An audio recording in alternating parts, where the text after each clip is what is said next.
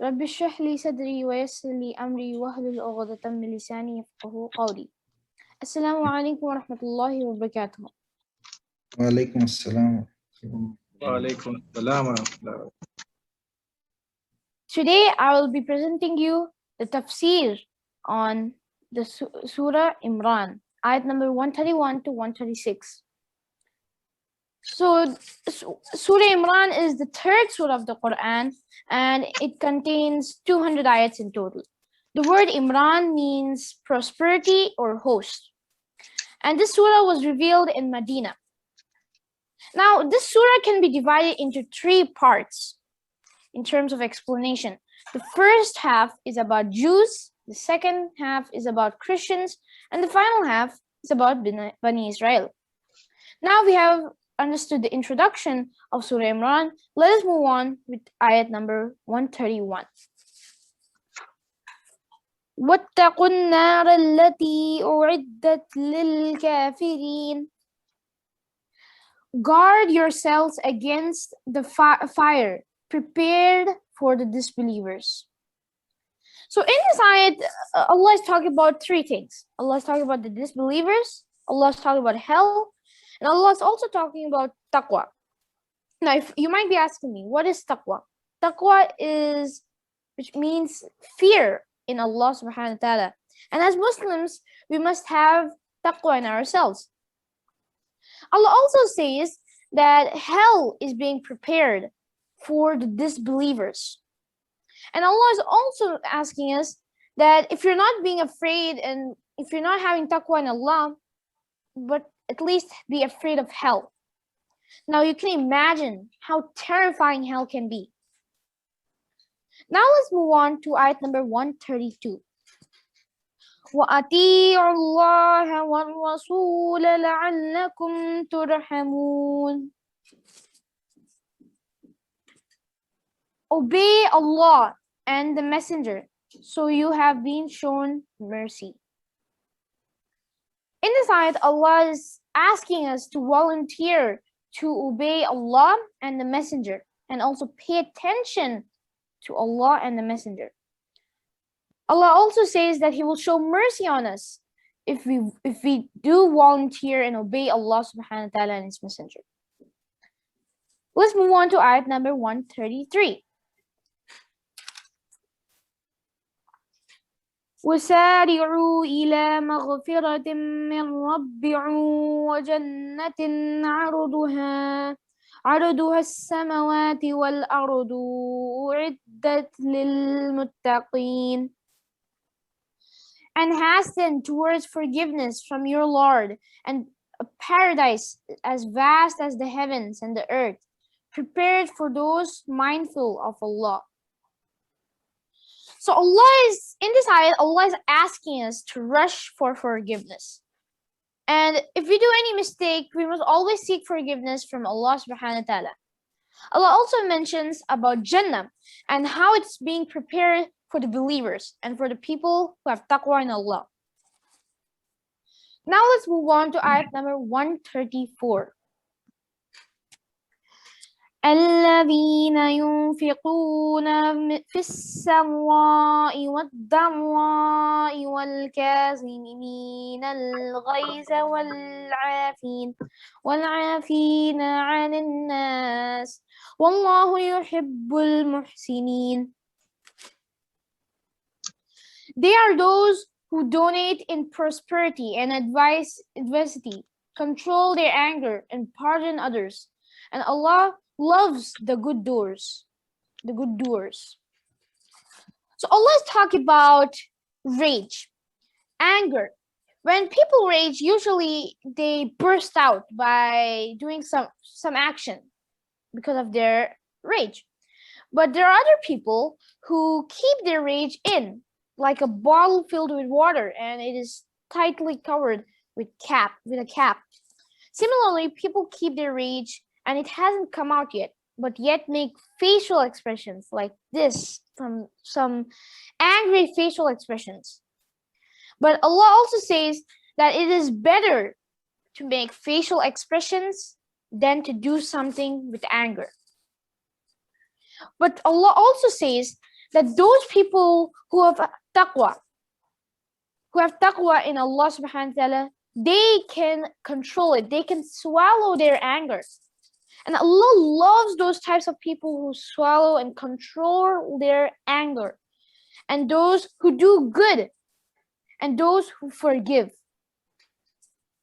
Now let's move on to ayat number 135. وَالَّذِينَ إِذَا فَعَلُوا فَاحِشَةً أَوْ ظَلَمُوا أَنفُسَهُمْ ذكروا الله فاستغفروا فعلوا فاحشة أو ظلموا أنفسهم ذكروا الله فاستغفروا لذنوبهم ومن يغفر الذنوب إلا الله ولم يصروا على ما فعلوا وهم يعلمون. They are those who, upon committing evil deed or doing wrong themselves, remember Allah and seek forgiveness and do not knowingly persist in the sin, and who forgives sin except Allah. So in this ayat, people of taqwa are always tested, right? All the people who do good are always tested in all times. That is why people will come to you and try to make you angry. And those people, those people who have taqwa, have to find a solution from their problem, for example. But Allah subhanahu wa ta'ala says that when the people do mistakes, when the people of taqwa do mistakes, which means that, so he's not using the word if. He's not using if they do mistakes, but he is saying that when they do mistakes. So this means that Allah is telling us that human beings make mistakes, whether they are having taqwa, no matter how much good they are, no matter how much belief they have in Allah subhanahu wa ta'ala, people and human beings make mistakes. Now the question is, what do we do and what happens when we do a mistake? Well, shaitan comes in our head and tells us that we have made a mistake and Allah is not going to forgive us. Or perhaps it is okay, now you have done so much good deeds, now it is okay, we're doing this for only show. It's okay. It's okay. It's okay not to do it again. This is what shaitan tells you. And sometimes shaitan tries to convince us from doing something good by using our mistakes. Allah also mentions that the people of taqwa will immediately ask for forgiveness and stop doing the mistake. Allah also says that there are some type of people who ask for forgiveness, but they will still do it again. And the word here, addicted or insisted, is being used. Now let's move on to our final ayat, ayat number 136. أولئك جزاؤهم مغفرة من ربهم وجنات تجري من تحتها الأنهار خالدين فيها ونعم أجر العاملين. Their reward is forgiveness from their Lord and garden under which rivers flow, staying there forever. How excellent it is the reward for those who work righteousness. So in this ayat, Allah says that those people who have taqwa and who ask for forgiveness will be rewarded with Jannah.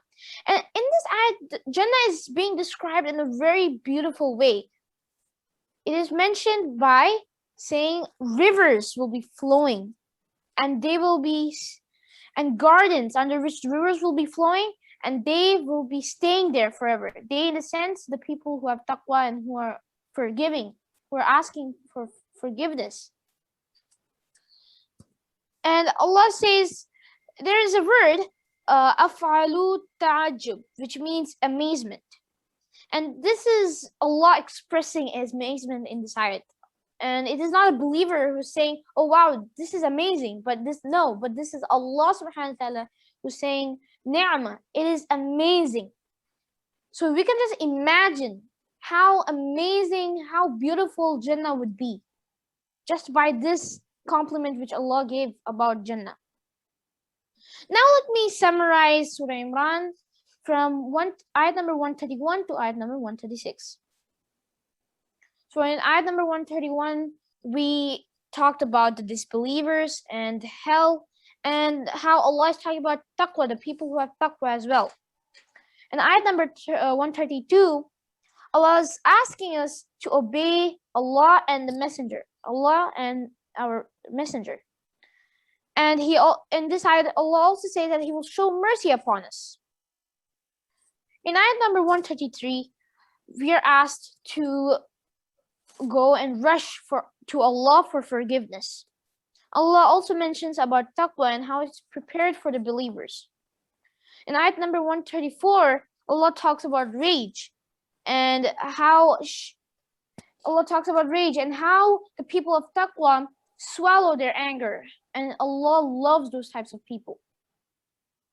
In ayat number 135, we get to know that people of taqwa are always getting tested, and we also know that human beings make mistakes, and this is why shaitan comes in our head and tries to use us.